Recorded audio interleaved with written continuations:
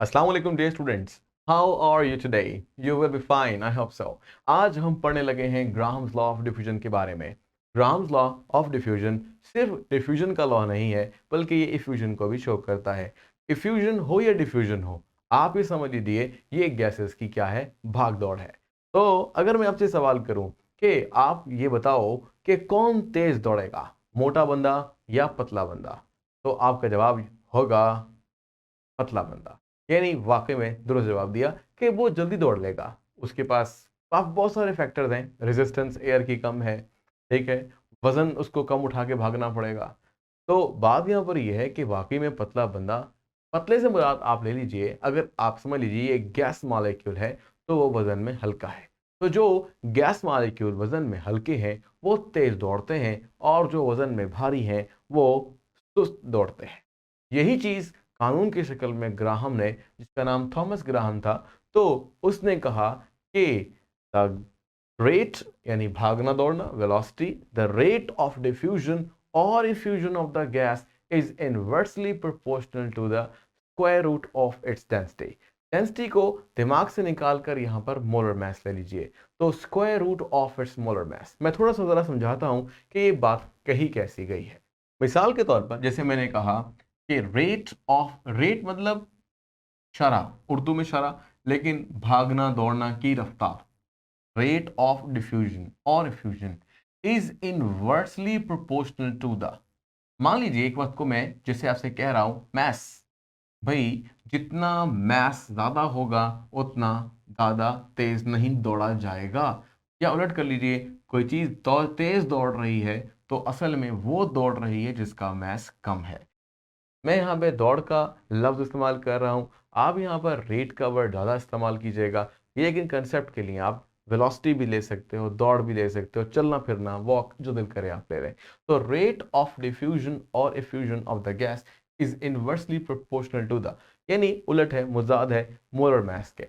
But यहाँ पर हमें छोटी सी बात और भी समझनी है, और वो ये है कि हमने यहाँ पर स्क्वायर रूट का इजाफा करना है। देखो, ये कब करते हैं कि तब करते हैं जब मिसाल के तौर पर हम मानते हैं कि रेट इंक्रीज कर रहा है, जैसा कि ये रेट बढ़ गया, तो इनवर्सली प्रोपोर्शनल शो कर रहा है कि मोलर मास घट गया। असल में मोलर मास घटता नहीं है, मोलर मास किसी गैस का कम होता है, किसी का ज़्यादा होता है। तो समझ लीजिए जिसका मोलर मास कम है और उसका रेट ऑफ डिफ्यूजन ज़्यादा है। लेकिन ये चीज़ एक सादा प्रोपोर्शन में नहीं है। जैसे अगर मैं आपसे कहता हूं कि किसी का मोलर मास अगर दुगना या डबल कम हो जाता है तो उसका रेट डबल बढ़ जाना चाहिए, ये एक सादा प्रोपोर्शन है। लेकिन ऐसा नहीं होता। यहाँ पर थोड़ा सा अगर मैं आपसे कहूँ कि हमने स्क्वायर रूट खत्म करना है तो कैसे करेंगे, आप सबको पता है सर, दोनों साइड पे स्क्वायर ले लेंगे। तो जरा इसको हम सादा करके देखते हैं। मान लीजिए कि ये रूट खत्म हो गई यहां से, क्योंकि वो स्क्वायर की वजह से खत्म हो जाती है। तो रेट स्क्वायर का मतलब है कि अगर मोलर मास थोड़ा कम होगा किसी गैस का तो उसके भागने की रफ्तार डबल हो जाएगी। मतलब सादा शरह से नहीं या सादा रेट से नहीं, बल्कि एक्सपोनेंशियल रेट से जाएगी। तो जब किसी चीज का घटना बढ़ना एक एक्सपोनेंशियल रेट से होता है, मतलब ज्यादा ही हो जाता है, सादा नहीं हो रहता, तो फिर हमें क्या इस्तेमाल करना पड़ता है? या तो आप बिल्कुल ऐसा लिख लो, या आप ये खत्म कर दो सारे के सारे स्क्वायर्स, जैसे कि मैं यहाँ से खत्म कर देता हूँ। ये हमने खत्म कर दिया, इधर भी, इधर भी, इधर भी, तो ये वापस अपनी जगह पर आ गया। मतलब अब आप यूं समझ सकते हो कि आखिरकार अंडर रूट का क्या मतलब है।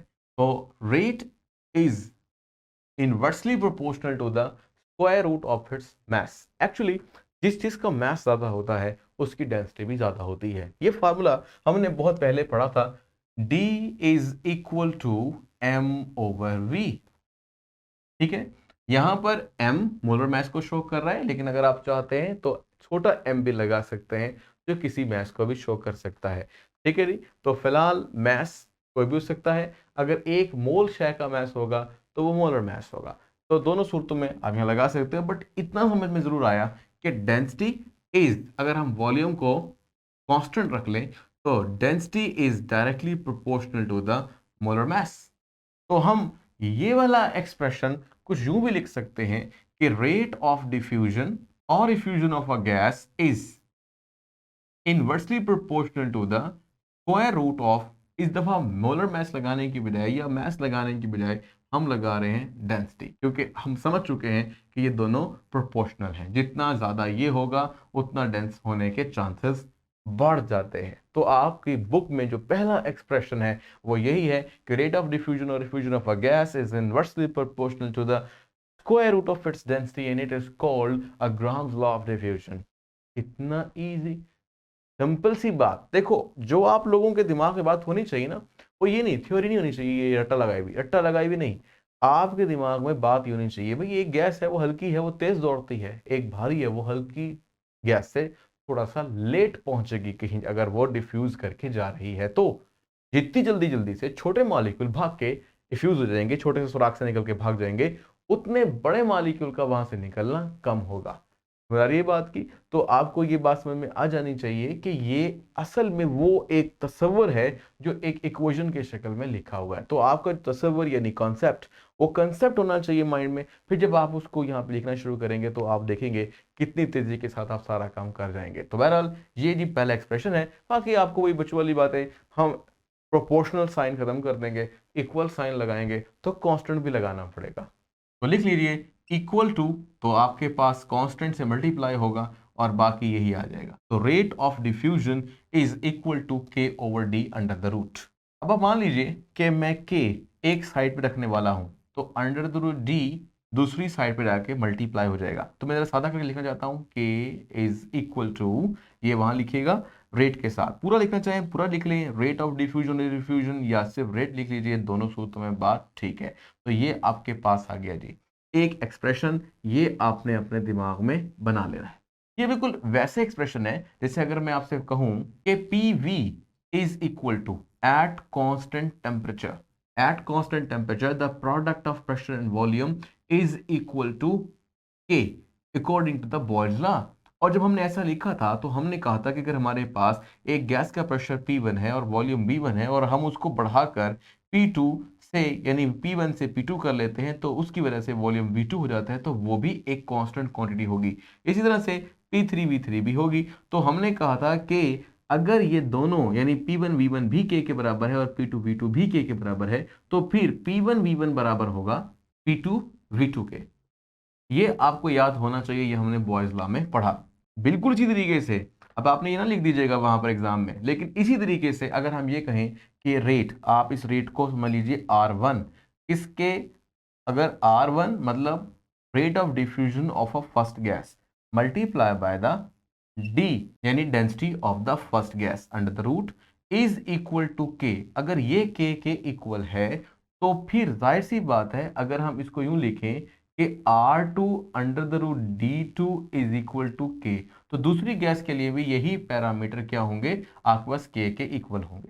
तो अगर ये भी के इक्वल है ये सारा हिस्सा, और ये सारा हिस्सा भी के इक्वल है, तो ये दोनों मतलब ये दोनों हिस्से आपस में बराबर होंगे।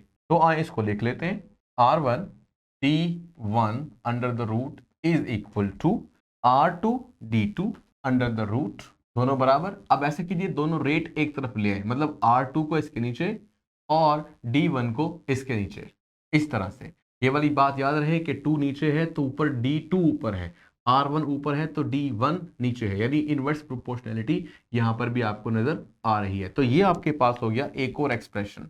अब आपके पास एक एक्सप्रेशन ये हो गया, एक ये हो गया, और एक जो आपके पास फर्स्ट एक्सप्रेशन था। ये सब के सब expression Graham's law of diffusion के लिए है। अगर आपके पास एमसीक्यू आ जाता है और उसके अंदर लिखा होता है कि Graham's law of diffusion can be expressed as A B C all of these, तो फिर आपके पास ऑल ऑफ दीज का ऑप्शन दुरुस्त होगा। तो ये भी सोचा करें कि एक लॉ की कई फॉर्म्स हो सकती हैं। तो यहां तक आपके पास सवाल हल हो गया। अब चलते हैं छोटी सी बात की तरफ, और वो हम पहले ही कह चुके हैं, वो क्या कि टी जो होता है वो एम के प्रोपोर्शनल होता है।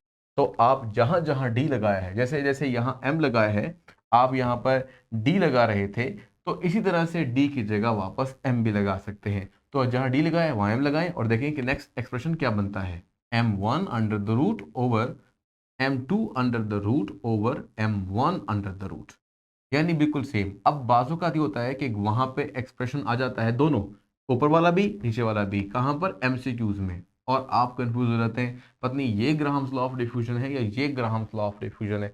दोनों ग्राहम्स लॉ ऑफ डिफ्यूजन है। मतलब अगर ये कहा जाए कि रेट ऑफ डिफ्यूजन और diffusion is inversely proportional to the square root of its molar mass. दोबारा बात देख लीजिए, रेट ऑफ डिफ्यूजन और डिफ्यूजन ऑफ अ गैस, यानी एक गैस है तो उसका मोलर मास भी होगा, तो इसलिए आखिर में आप लगा सकते हैं its molar mass. Rate of diffusion of fusion of a gas is inversely proportional to the square root of its molar mass. तो ये भी क्या है, ग्राम्स लॉ ऑफ डिफ्यूजन है, जो कि अब किताब में इस तरह से तो नहीं लिखा गया, बट वो इनडायरेक्टली आपको यही बात समझा रहा है। तो मैंने आपको यहाँ से लेकर यहाँ तक बता दिया। अब आप क्या कर सकते हैं, आप इसको इस्तेमाल कर कर एक्सप्रेशन को कुछ न्यूमेरिकल भी कर सकते हैं। तो हमारे पास एक छोटी सी डेमोन्स्ट्रेशन है ग्राहम्स लॉ की, वो भी साथ के साथ कर लेते हैं और बड़ा आसान है वो भी। मान लीजिए कि यहाँ आपके पास एक ग्लास ट्यूब है जिसके अंदर आप देख सकते हैं। तो ये आपके पास मैंने एक छोटी सी ट्यूब बना दी है। इसका जो फंक्शन है वो बड़ा ही ज़बरदस्त है, मज़ेदार है। आप देखेंगे, आप मान लीजिए कि इसकी जो लेंथ है वो आपको पहले से पता है। मान लीजिए कि जो लेंथ है टोटल मिलाकर ये कुल 100 सेंटीमीटर ये मुकम्मल इसकी लेंथ है। अब हम समझते हैं, बात आ गई वो ये कि सपोज कीजिए हम एक गैशियस मिक्सचर है या एक गैस है अलग अलग, HCl वैसे गैस होती है और उसको हम पानी में डाल के उसका थोड़ा सोल्यूशन बना लेते हैं। तो उस सोल्यूशन में हम ऐसा करते हैं, थोड़ी सी मिकदार कॉटन की लेकर डिप कर लेते हैं और वो कॉटन जो है वो हम यहाँ पे लगा लेते हैं। ये आपने यहाँ पर लगा दी, ठीक है। वैसे तो कोशिश करनी चाहिए कि ये मतलब हम एक्सपेरिमेंट यहाँ वाइट बोर्ड पे करें, लेकिन पीछे से निकलने की कोई गुंजाइश ना हो गैसेस की, ताकि आपको नुकसान ना हो। अदरवाइज बस आपने यहाँ पर एक्चुअली वो गैस रख दी है जो कि बाद में इस जगह से डिफ्यूज करेगी, फैलेगी, क्योंकि यहाँ ज़्यादा है उधर जाएगी जहाँ कम है। बिल्कुल इसी तरीके से एक गैस आपने और ले लेनी है, इसका नाम है अमोनियम क्लोराइड, अमोनिया। उसको भी हमने यहाँ पर रख लिया है। अब क्या होगा, अमोनिया यहाँ से क्या करेगी, डिफ्यूज करेगी और यहाँ से चलेगी कौन, HCl गैस। अब एक बात याद रखें कि जो आपके पास HCl गैस है, HCl हाइड्रोजन का 1 और क्लोरीन का 35.5 ग्राम पर मोलर मास होता है। तो टोटल मोलर मास कितना बना, 36.5 ग्राम पर मोल। ये आपके पास किसका वजन है, HCl का, ठीक है जी। ये अपने पास दिमाग में रखेंगे। बिल्कुल इसी तरीके से जब आप जिक्र करते हैं अमोनिया का NH3, तो नाइट्रोजन का 14 और 3 हाइड्रोजन का 3, तो 14 प्लस 3 इज इक्वल टू 17। तो 17 ग्राम पर मोल वेट है या वजन है किसका, अमोनिया का। तो अब देख रहे हो ये 17 है और ये आपके पास 36.5। अब इससे क्या पता चलेगा, इससे होना ये चाहिए कि अगर ये लॉ दुरुस्त है तो अमोनिया को ज़्यादा तेज दौड़ना चाहिए। अब वो दौड़ रही है। अब असल में ये गैसेस तो कलरलेस है, लेकिन हमें कैसे पता चलेगा कौन क्या कर रही है और कहाँ पर पहुंची। तो याद रखें वो मकाम जहां पर ये अमोनिया और HCl गैस आपस में मिलेंगे तो क्या होगा, देखें भाई, HCl प्लस NH3 अमोनिया, इन दोनों का हुआ रिएक्शन और ये बन गया अमोनियम क्लोराइड NH4Cl।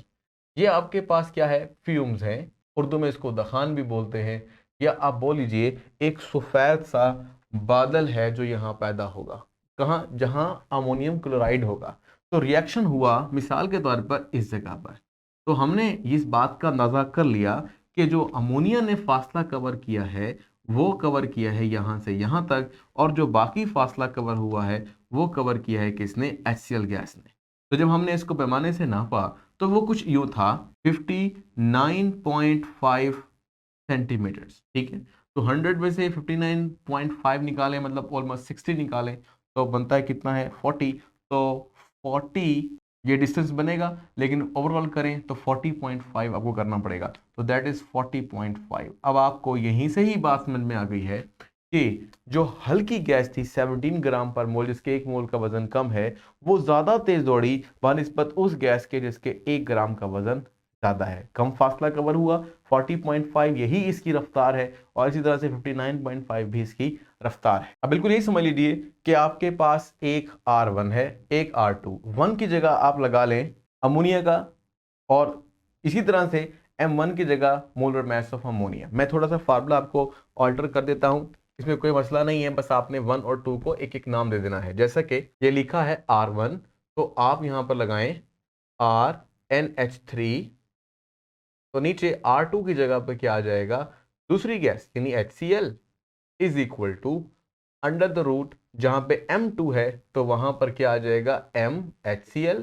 मैंने कहा उलट रखिएगा, नीचे अगर 2 है तो ऊपर 2 है, इसी तरह से नीचे HCl है तो ऊपर HCl है, और इसी तरह मोलर मास ऑफ अमोनिया भी आएगा। अब मैंने आपको बता दिए हैं कि मोलर मास क्या क्या है। जैसे मिसाल के तौर पर HCl का जो मोलर मास है वो 36.5 और अमोनिया का जो मोलर मास है वो 17 है। अंडर द रूट अलग अलग लगाएं, एक साथ लगाएं, आपकी मर्जी है। और रेट यानी कि उसके भागने की रफ्तार देखी जाए तो अमोनिया की कितनी है जी 59.5 ओवर 40.5 अंडर द रूट। अब आप चाहो तो इसको कैलकुलेट से डायरेक्टली यानी कैलकुलेटर से डायरेक्टली कैलकुलेट कर लो, या फिर आप इसको अगर मैनुअली भी करना चाहते हैं दोनों तरफ का स्क्वायर ले लीजिए तो वो रूट ख़त्म हो जाएगी, फिर आप डिवाइड करके और आंसर निकालें। मैं डायरेक्टली आंसर लिख रहा हूँ, 1.46 इज इक्वल टू 1.46।